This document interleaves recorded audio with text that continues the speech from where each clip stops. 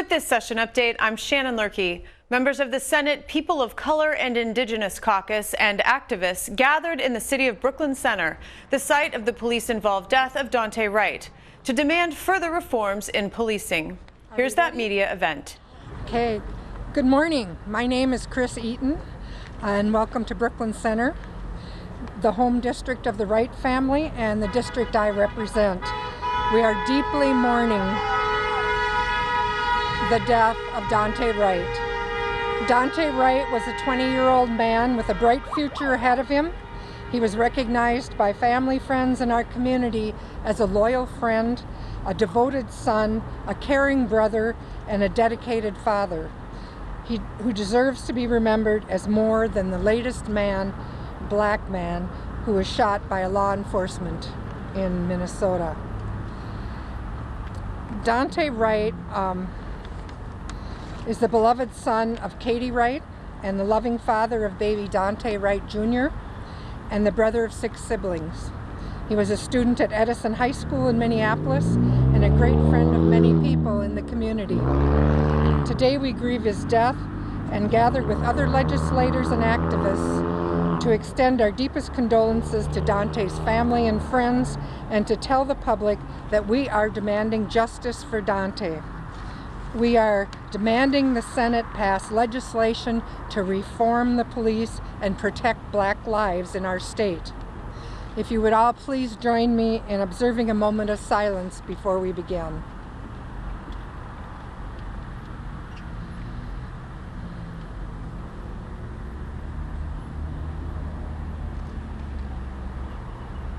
Thank you.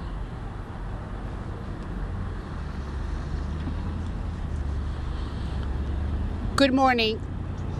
My name is Patricia Torres Ray. I am the chair of the People of Color and Indigenous Caucus in the Minnesota Senate, and I represent Senate District 63 in the Minnesota Senate.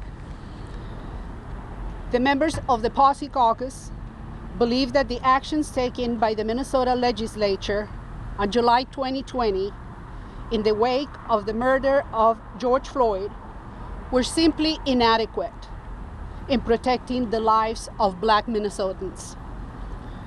The legislation that we passed in July and subsequently was signed by the governor into law would have not prevented the killing of George Floyd, nor did it prevent the killing of Daunte Wright on April 11, 2021. The legislative measures adopted last year lacked the strength and the depth necessary to fundamentally alter, change, transform public safety, and bring about meaningful police accountability. In fact, many of us accurately described those actions as first steps. Those were the first steps we took to achieve police accountability and public safety transformation. Leader Gazelka had a meeting yesterday with you all. He had a press conference with Senate Republicans, and in the past and yesterday he noted that the actions that we took in July were simply insufficient. Those proposals, he said, lacked the depth because they were taken and passed during a special session. Yesterday, he said that they are committed to having hearings this time, but they described their effort that they will intend to move forward now as fact-finding. He described that yesterday, saying that he will have hearings in the Minnesota Senate to do fact-finding. We are not the judiciary branch. We are the legislative branch.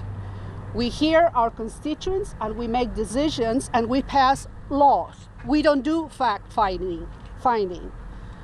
The Senate majority is not fulfilling their promise to continue to reform criminal justice and create police accountability. Leader Gazelka stated yesterday that substantive reforms are simply not necessary. And to quote him, he said, they are absolutely not necessary. We completely disagree with the majority leader, and we are here standing with civil rights and activists and community leaders to demand that the Senate hear and pass House File 1078. We believe that Black Lives Matter and that we must pass substantive legislation to protect Black lives. We demand that Speaker Horman, Majority Leader Gazelka, and Governor Walz stop negotiations now and passage the bill immediately. We strongly oppose delaying the passage of this legislation, making it vulnerable to be used as a bargaining issue during the last days of session. We will not tolerate bargaining deals with Black lives. Thank you. And to speak about the legislation, I would like to ask Senator Kunesh-Podein and Senator Fateh to come and speak about the legislation. Good morning. I'm Senator Kunesh. I represent District 41. I am the Indigenous representative of our POCI Caucus in the Senate. And I'm thankful for all of you to be here to hear our message and our call for Senator Gazelka to make a priority of these justice issues as part of our legislation. We lost a young man again, and it breaks us all up in so many ways. For the last 20 years, I taught 5 miles from here. Daunte represents the students that I taught for 20 years. And when I heard of this, the first thing I did is I looked to see if he was one of my students. Because we know that Daunte wasn't just a father to a young man, or a son to a loving mother, or a sibling to his brothers and sisters, but he was a community member. And our job as a legislator is to ensure the security of our communities. That's what we do. And so with that in mind, we are looking at all of those pieces of legislation that we in the House worked all summer long to create good police reform and community-centered reform. And so some of the bills that we are asking Majority Leader Gazelka to make a priority, we can do more than one thing at a time. We can do this legislation and we can review the police reform as well. We would like to see community-centered legislation and reform, so that funding is going into the communities to address the needs of those community members, such as Safe Streets Minnesota, programming for our youth and our families, as well as resources for mental health to address these historic traumas that our African American and Black communities go through all of the time. We want to make sure that those cameras that the police are wearing are on all of the time, and that they are not able to erase or change or edit any of the footage, and that the family and those that need to see that footage immediately have access to it. And we want to make sure that our police officers have their community in mind, and they are looking at all of their community members, which is why we are demanding that no persons with any connections to white supremacy groups are allowed to be in our policing agencies. Our heart is broken along with the rest of them, but our job right now in the legislature is to make sure we are putting in place legislation that addresses the needs of our community. And I ask you all to join us in sending that message to Senator Gazelka. Thank you. Hello everyone, thank you all for joining us today. And I want to thank the members of the POCI Caucus, folks from the various organizations that are joining us, as well as Senator Patricia Torres-Ray, who has been leading the POCI Caucus on this. My name is Omar Fateh.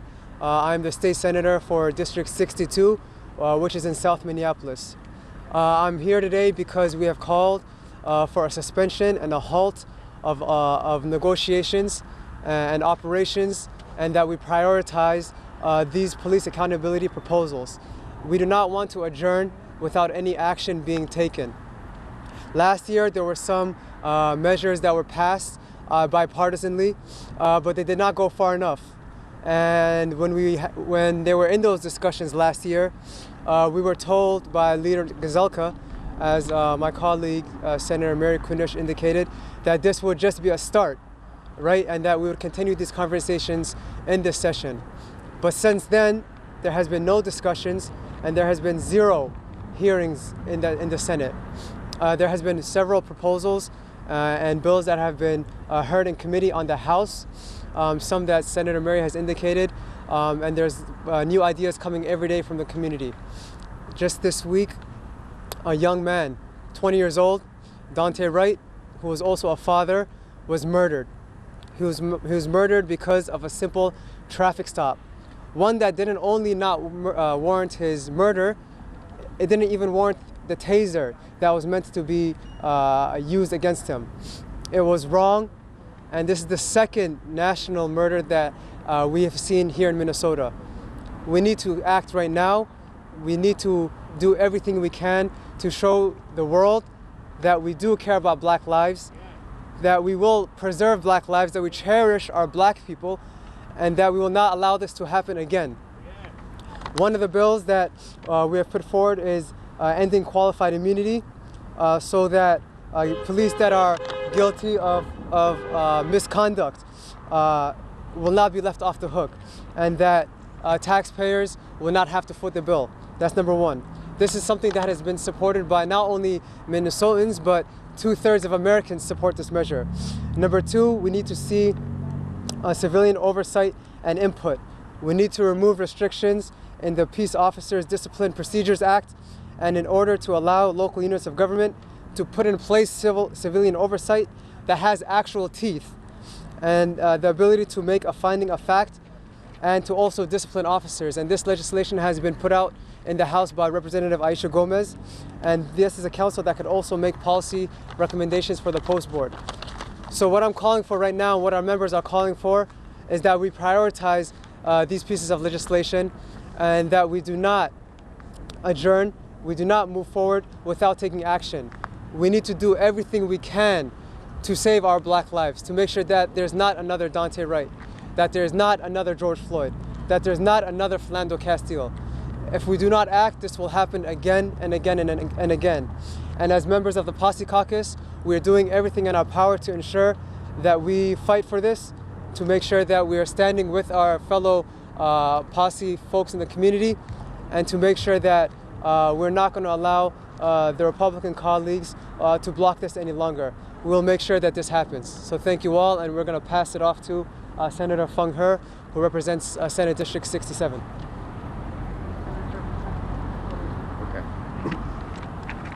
Hello everyone, I'm State Senator Fung He, representing Eastside St. Paul, District 67. I am also a member of the POCI Caucus and an assistant minority leader in the DFL caucus. And joining me here is also another assistant leader, Senator Melissa Franson. I'm saddened by the loss of Daunte Wright and offer my sympathy to his family.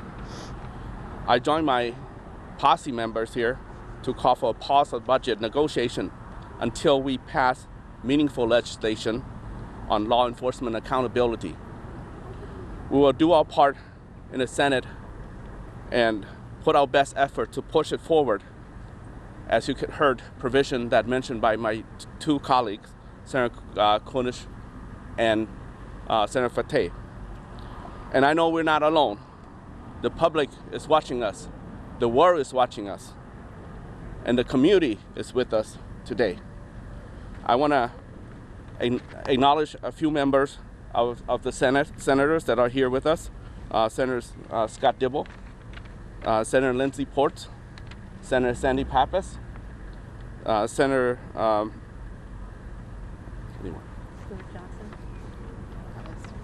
Senator McEwen, Senator Johnson Stewart, and Senator Eden, Senator Fateh, you have seen, and also Senator Dietzit. Also want to acknowledge Representative John Thompson is here with us. And my friend Hollis Winston, an activist and business advocate. And also City Councilwoman Susan Pa is also with us here. So I'm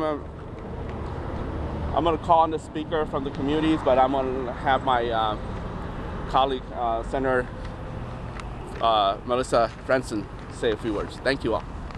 Thank you, Senator Fung He. As Assistant Minority Leader in the Minnesota Senate, we both are part of the POCI Caucus in the Senate.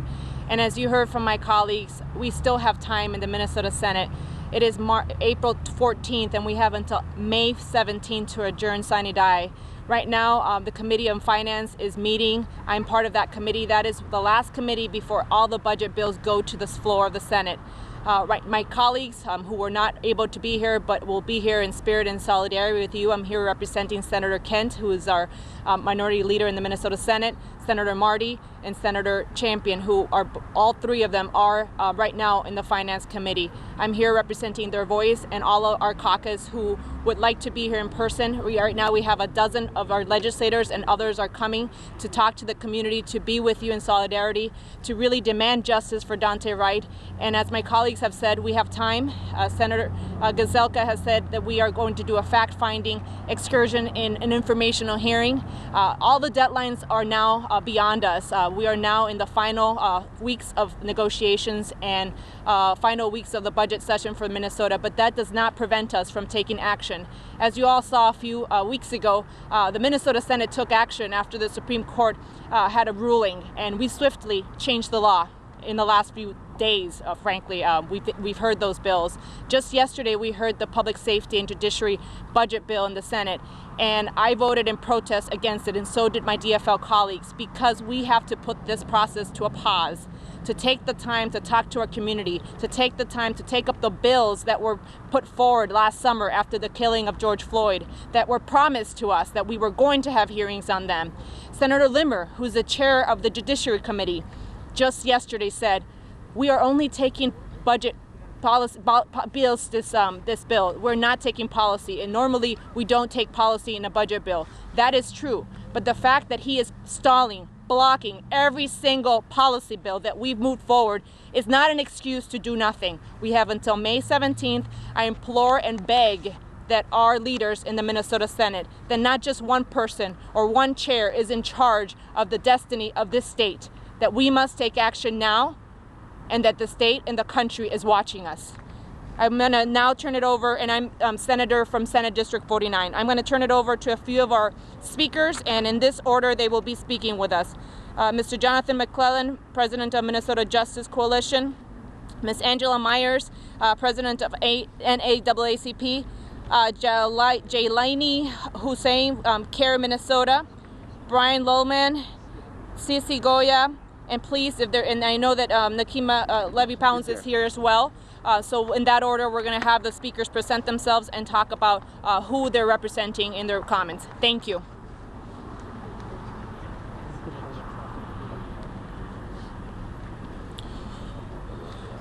Albert Einstein said, "We cannot solve our problems with the same thinking we use to create them." My name is Jonathan Mcclellan, President of the Minnesota Justice Coalition.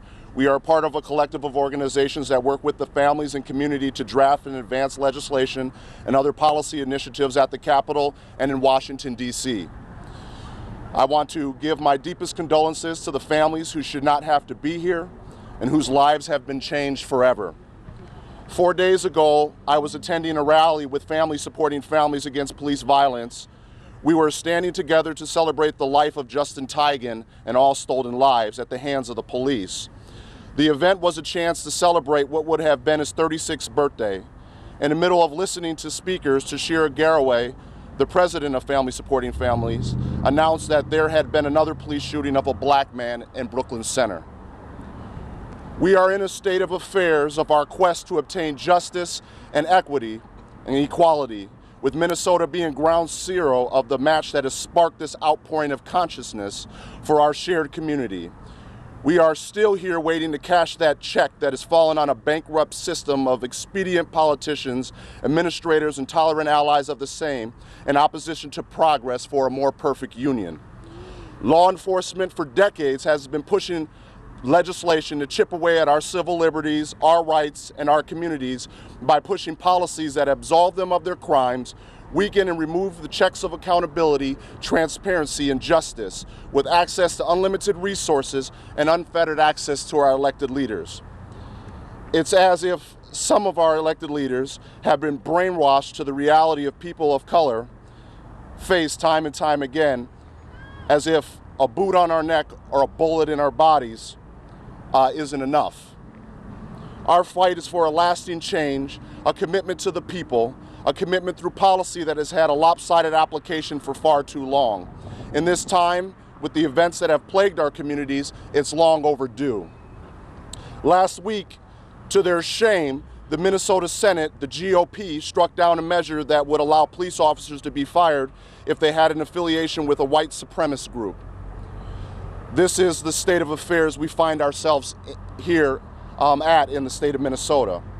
On March 29th, our coalition of organizations sent a letter to the FBI and the members of the Minnesota congressional delegation asking for the reintroduction of the patterns and practices investigations in the state of Minnesota that were stopped under the previous administration. The lack of trust in local law enforcement, the city officials, along with the murders leading up to George Floyd and the ones after, and the continuing assault on our communities, primarily of color, by law enforcement, warranted intervention from the FBI. At the emergency Brooklyn Center Council meeting the other day, the mayor publicly supported the intervention. President Joe Biden, you said you were different than Trump. Show us. Because we're hurting, people are dying, and we need your help. We are asking President Joe Biden to jump into this fight with both feet. We are asking Governor Walz to jump into this fight with both feet. We are asking all of our elected leaders around the country to jump in this fight with both feet, and let's fix it. Our collective of organizations have drafted and put together 9 bills, 8 of which are before the Minnesota legislature. Number 1, removing the statute of limitations on wrongful death, House File 717. 2, prohibiting qualified immunity for law enforcement, House File 1104. 3, releasing body cam footage within 48 hours, House File 1103. 4, ending no-knock warrants, House File 1762. Number 5, ending police-only responses to mental health calls, House File 1686. 6, police professional liability insurance, House File 440. 7, ending prosecution for reporting police misconduct, House File 2201. And 8, civilian oversight strengthened, House File 640. We also support the Howardell-Sherrill Act of 2021 and the Philando-Castile Omnibus Bill. Congress also needs to do their job and pass the George Floyd Justice and Policing Act, H.R. 1280. We have given the state and country a roadmap to create transparency, accountability, and justice. Although there is no silver bullet to this evil before us, these bills provide a good start. Do the right thing. Do not shrink in this moment. We look to you.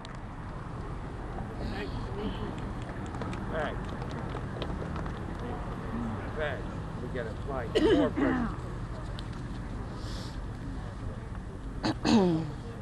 Hello everyone, my name is Angela Rose Myers and I am the president of the Minneapolis NAACP. I want to go back in time for a minute. It is 1921 and 3 African American men have been lynched in Duluth, Minnesota. After the lynching, Minnesota legislature passed an anti-lynching bill, the first of its kind in this nation. Now we are in 2021, 100 years later. And earlier this week, another lynching happened. We are here to stand and to say we need strong legislation to end the murder of Black people in the state of Minnesota. We do not need politicians right now. We need state senators and legislatures right now. We need leaders who are ready to take a stand, no matter the politics, no matter the reputation. Stand with the people. The people of Brooklyn Center and the people of Minnesota are out in the streets every night, and we are calling for change. And the type of change that we require is the type of change that is policy change, that is systemic change, that is social change. We need the state senators, we need the GOP, we need everyone in Minnesota to stand up and condemn capital W white, capital S supremacy. You need to name and condemn white supremacy. And we have yet to do that. Last week, thinking it might be easy to get legislators to pass a bill to condemn white supremacy in our police departments after the FBI reported that police departments are being targeted by white supremacists, being infiltrated by white supremacist organizations. The FBI said that. You would think it would be easy to pass a bill to condemn white supremacy within our police departments. No, it is not. We need strong leadership, the type of leadership that will name and condemn white supremacy, the type of leadership that will end qualified immunity, the type of leadership that will meet with community members for change, the type of leadership that will take the families that have experienced police violence and take them into their office and say, what do you need? What do you need to see? And with that, y'all, I just want to say the Minneapolis NAACP, we were chartered and founded in Minneapolis in 1914. When the 3 men were lynched in Duluth, Minnesota, we were there. When Jamar Clark was lynched in Minnesota, we were there. When Philando Castile was lynched in Minnesota, we were there. When George Floyd was lynched in Minnesota, we were there. When Daunte Wright was lynched in Minnesota, we were there. And we're asking legislatures, where are you? Where are you? Thank you. Good job. WCCO put her back on. They said you just cut her off. So the first and foremost, my name is Brian Fullman, Fullman. I am a lead organizer of BBCC, Isaiah, and Faith in Minnesota.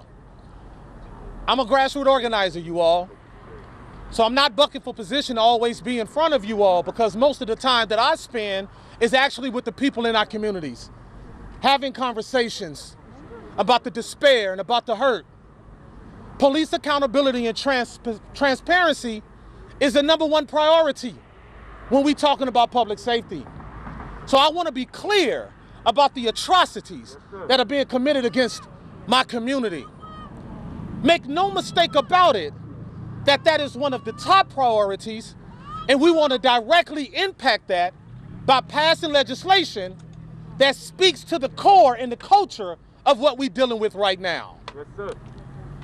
Let's also be understood, let's also be clear that because of the lack of transparency and accountability, we are where we are right now.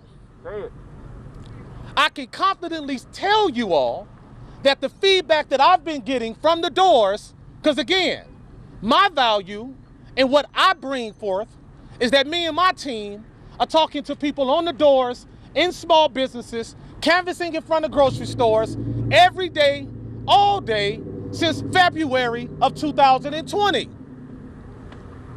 What we're getting is that public safety is a toxic pot of gumbo that includes all different kind of ingredients. So as we concentrate on police accountability, as we concentrate on having a system that is transparent and passing legislation for it, I want us to understand something, you all. tearing down black lives, discouraging black vision, discouraging black dreams has to stop. Public safety means mental health, you all. Public safety means health care. Public safety means homelessness. Public safety means livable wages. So as Isaiah, as Faith in Minnesota, as the Barbershop and Black Congregation Cooperative, we want it all. We want funding of black lives in every capacity that's possible. We want to make sure the dreams of our kids are manifested from the support of Minnesota. So yes, we prioritize police accountability. Yes, it is a major issue with the murdering and maiming and daily disrespect of our people by the hands of people we hold responsible for our safety. But we also must uplift that there are different aspects in our community that are not being met. Black lives are not being funded. We don't have resources. So remember, every time you mention the police accountability, every time you mention the structure and the culture that seeks to devalue us every chance they get, don't remember the homeless. Remember the people who are sick in the streets. Remember the fact that we need support in every single way possible. And I call you all to attention to do so. And I won't end this without giving respect to our young brother, Daunte Wright, George Floyd, Melvin Blevins, Philando Castile, Jamar Clark, and unfortunately countless others across this country who have been maimed in the streets, tired of being last in line. So BBCC, we're gonna leave it with you all in these microphones, and we're gonna get back on these doors, and we're gonna talk to our people to build a drumbeat and a mandate that the leadership in the Senate, specifically the Republicans, actually sit down and pay attention. Because what I do, we humanize policies where I come from. And that's what we're doing right now. Thank you. Thank you. Good job, brother. Good morning. My name is CZ Goya. I am a leader with Take Action Minnesota. I am a math teacher at Brooklyn Center High School, right a block away from here. And I am a community leader in this community. The first thing I want to say is rest in power, King. Rest in power, Daunte. I teach high schoolers. And so this 20-year-old could be one of my students. I have a question.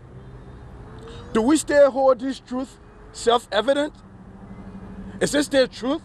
Is it even self-evident that all people are created equal? Or is it just white people are created equal? Are black people still equal? Do we still believe that all people, including black young men, are endowed with inalienable rights by their creators, and among them, life? Do we still believe that? Because if we do, we got to end the system that continuously devalue black lives. There are a lot of things we've been dealing with. I, as a teacher, coming back from distance learning, dealing with the trial that's going on in Minneapolis, trying to get my students' minds right, trying to empower black people. And then this happens. This is too much. As a teacher, I can't do this no more. Stop killing our kids. Enough already. From one teacher to another, Governor Watts, it's time you show us where you at. It's time you show us that black lives matter, not just in slogans, but in legislation.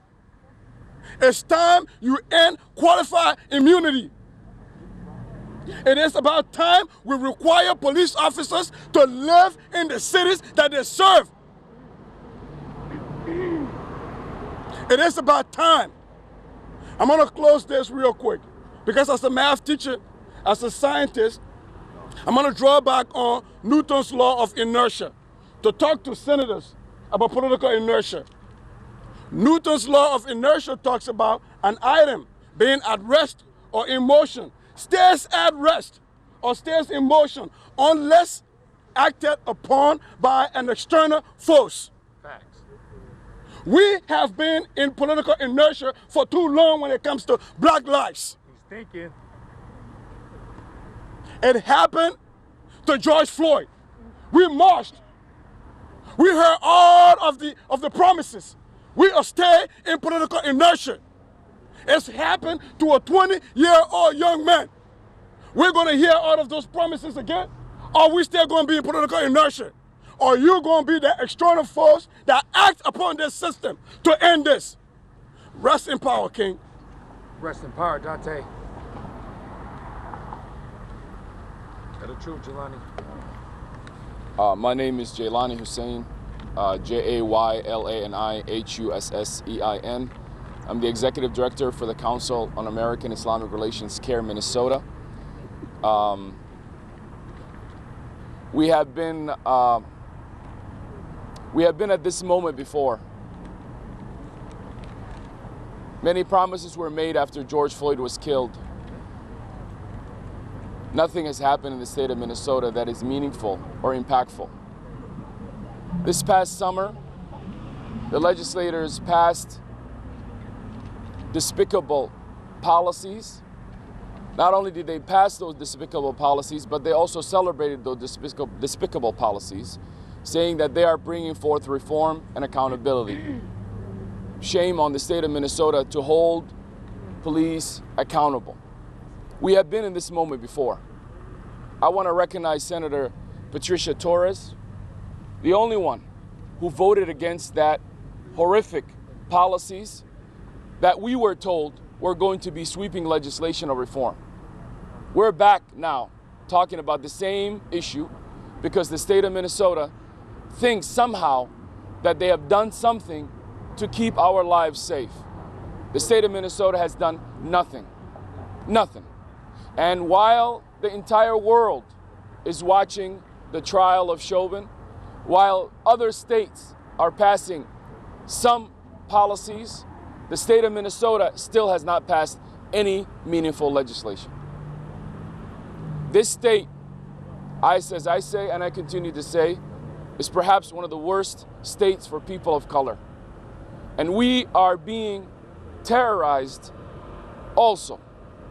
What we saw last night, the night before, the militarization of our streets, the type of terror that has been brought to these families here in these apartments is absolutely a response that we have seen since the killing of George Floyd, but we have seen since the killing of all other Black and brown Indigenous people.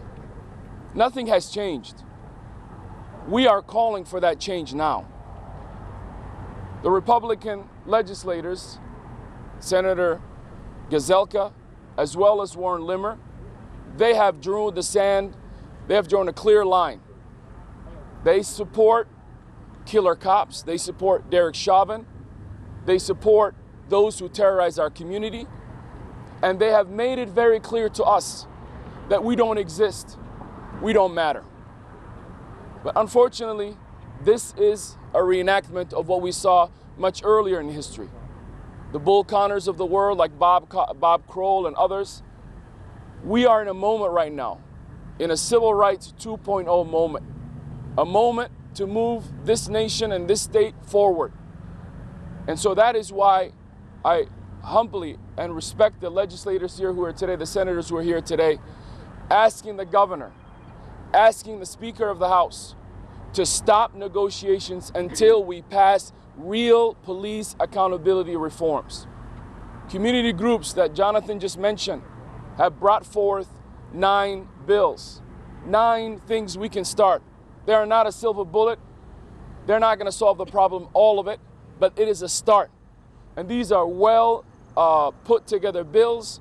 They're not even the strongest bills that we can present at this moment. Yet, we have faced a great deal of dragging the feet by the Democrats in the House. We did not see the type of expedition work that we saw for COVID.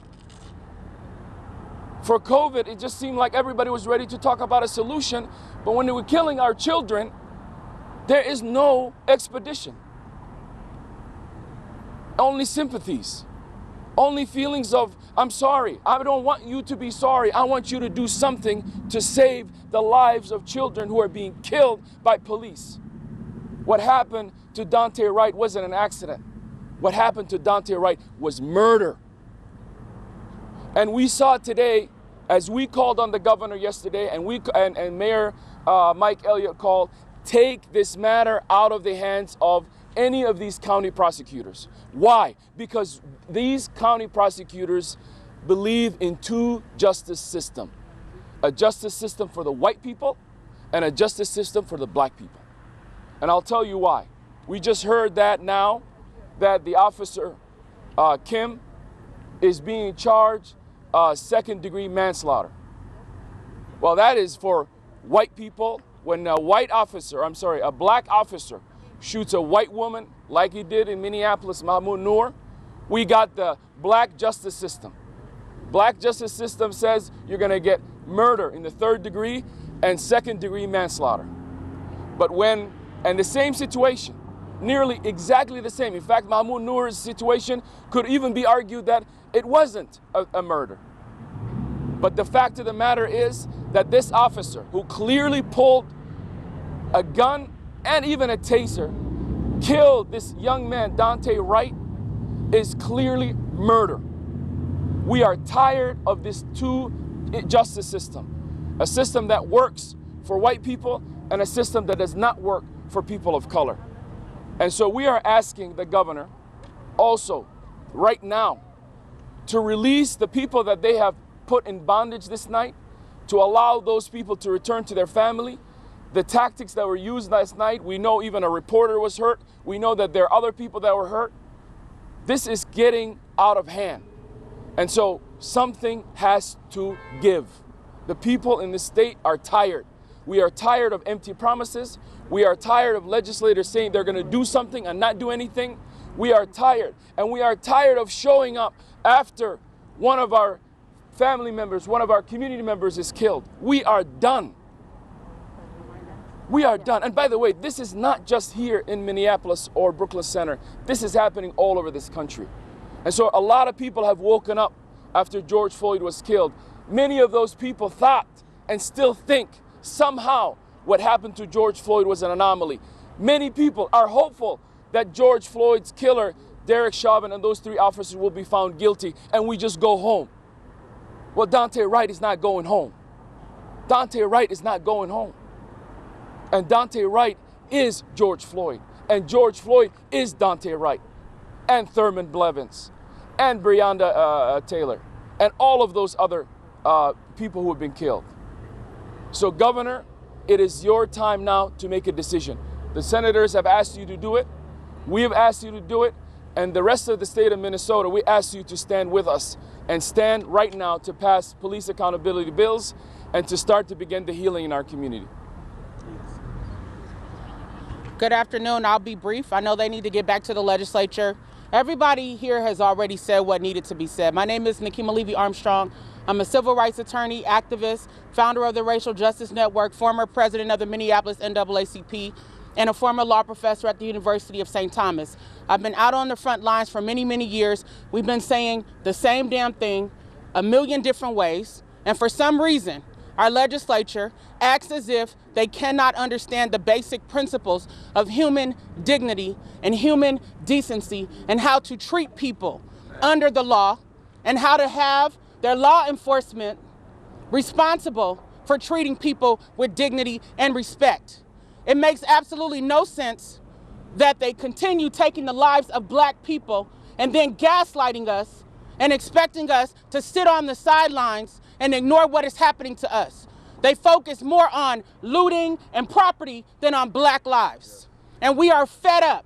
We are tired of it. Too many of our parents and family members and young people are grieving as a result of these murders that are happening at the hands of their police forces, who are primarily white men who live in lily white neighborhoods, who have no connection with black people and other people of color, and who have been allowed to kill people with impunity. Enough is enough. I am thankful to the activists, the organizers, the family members, and the young people who come out day after day to places like the Brooklyn Center Police Department to stand up for justice, who face being tear gassed, having rubber bullets shot at them, flashbang grenades, being arrested and treated like they're not even human. And all they're doing is standing up for humanity. So Governor Walz and the Democrats and the Republicans and the independents need to step up to the plate and pass these basic legislative reforms. It is really not rocket science. It is very simple to do the right thing. We will continue to be out on the front lines. We will continue to demand justice. And if we need to show up at their houses in the midst of a pandemic, that is what we will do. Thank you. Facts. Facts. My name is State Representative John Thompson. Many of you see me last night. I was outside with the activists in the capacity of what they call us protesters, but we're never protesters. We're protectors of our community. My friend Philando Castile was murdered in 2016, and I just decided to become the change that I wanted to see in the community, and so here I am, a legislator. But I've never left the people, as you can tell from last night. I was with the people last night, right? And I watched activists getting pepper sprayed and flashbangs, and so I'm asking the legislative body to take some bold moves. You should end all budget negotiations until the budgets say Black Lives Matter. We have 2 bills being heard today at 1 o'clock in Judiciary Finance, and one of them is to end qualified immunity. The other one is 48 hours. Within 48 hours, families should be able to view these snuff movies, is what I call them. I think Sister Angela Meyer summed it up best. There was a public hanging in Duluth, Minnesota, but there was also a crowd of people in this public hanging, and they were cheering these mass murderers on. That ideology never left this state. As a matter of fact, the people in that crowd had grandkids that still reside in this state and have become police officers in this state.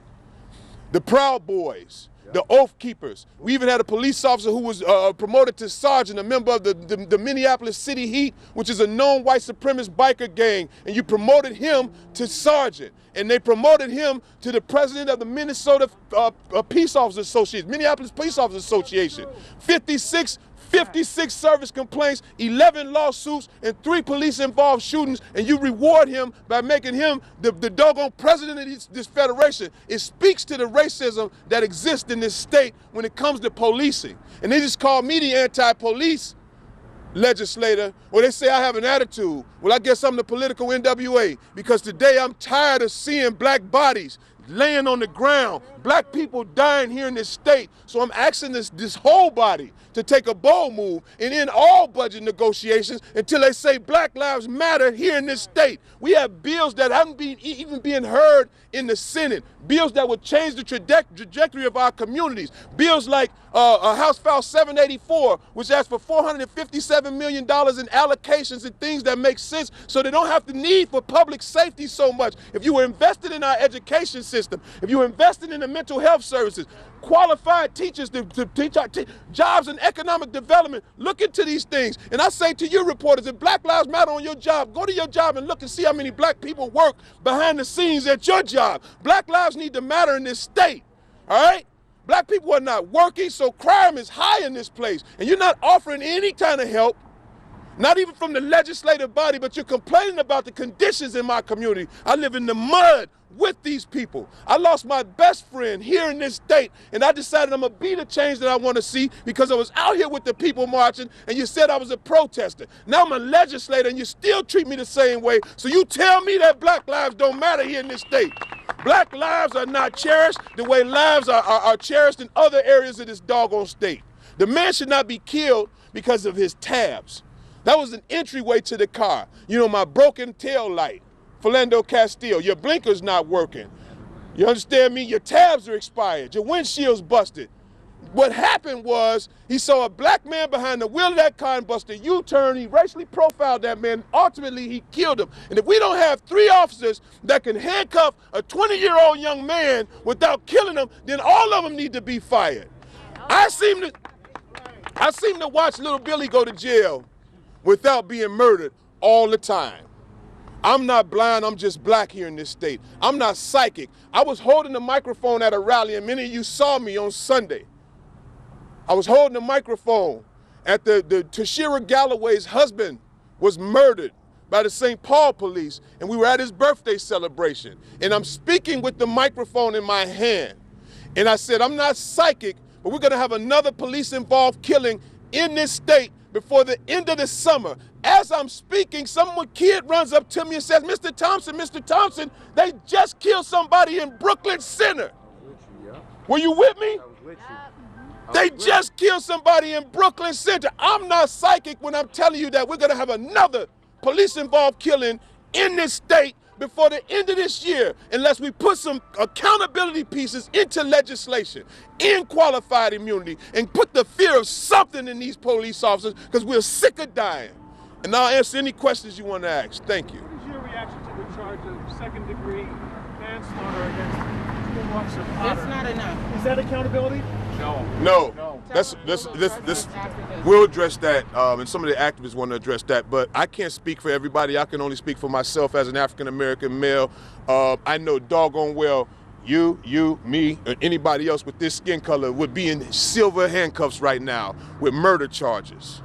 What about, I'm sorry, John, what about the idea of ending traffic stops for all non-safety violations? I read that was one of the bills that was being up. That means they can't just hold people over for being black. They have to.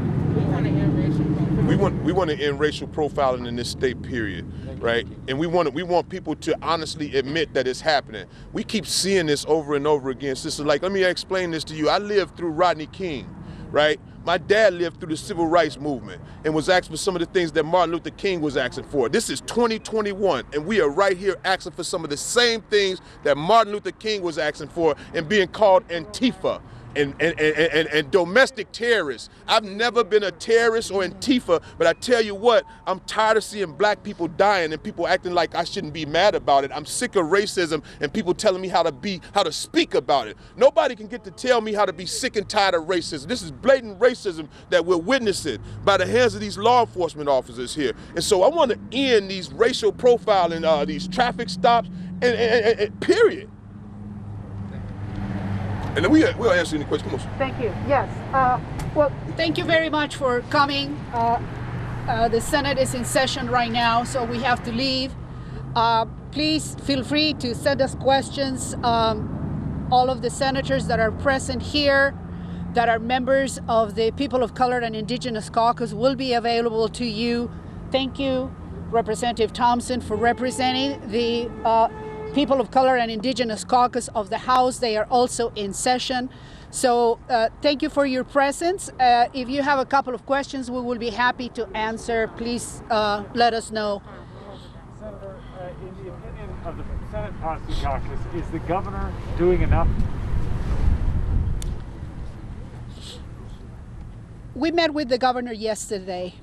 The governor is ready to support all the recommendations that are before the legislature.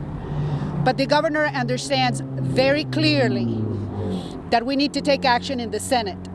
The House has moved the proposals. They moved the proposals 2 years ago. They are moving the proposals this week. The Senate is the obstacle. The governor is ready to take some actions. He has met with the commissioners to review everything that they need to do within every agency of jurisdiction. And the governor supports what is moving in the House. But what he said in our call is that executive actions expire. So we need to pass legislation. We agree with the governor. We don't want only an executive action. We want legislative action. So we believe that Governor Walz supports our efforts, and he's ready to sign the bills that we pass in the House and the Senate. Senator, how many fellow lawmakers at this point share the opinion that this needs to come before any budget negotiations can begin? We announced this yesterday. The POCI Caucus agrees with this, both in the House and the Senate. This is a Senate position in the POCI Caucus. We are in conversations right now. We have presented this to our minority leader, and we are in the process of presenting this to the majority leader today. We want to make absolutely clear that we have plenty of time to make these decisions and to pass these reforms. Yesterday, the majority leader said that we don't have any time, but we're going to have fact-finding hearings. We don't want fact-finding hearings. We want them to pass legislation. We can do that within the next 2, 3, 4, 5 days. They can pass this to the Rules Committee immediately. They can move it to the floor, send it to the governor for signature. He's ready to sign this bill. So it is very important that you understand that we have plenty of time and that the argument that the Senate is making makes absolutely no sense. So we are in the process of obviously getting more support, not only in the Senate, but also in the House. Will you vote no then on Just one more question, please. Will you vote no then on all of the budget bills? I'm a member of the Independent Black Press. We can take two. Let's take two. Let's take two. I'm a member of the Independent Black Press. Go ahead. This obviously is a black issue.